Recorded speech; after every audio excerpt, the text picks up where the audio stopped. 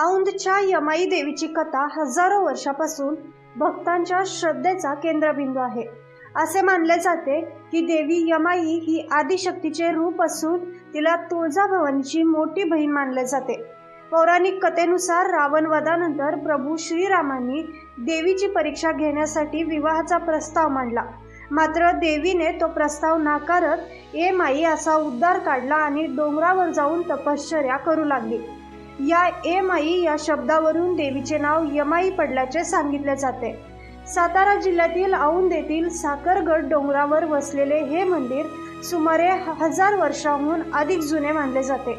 काळ्या पाषाणातील भव्य मूर्ती, डोंगर माथ्यावरचे नयनरम्य स्थान आणि पौष पौर्णिमेला भरणारी भव्य यात्रा ही या मंदिराची प्रमुख वैशिष्ट्ये आहेत। कोल्हापूरच्या महालक्ष्मी देवीशीही यमाई देवीचा आध्यात्मिक संबंध जोडला जातो आणि दोघींना आदिशक्तीचे रूप मानले जाते।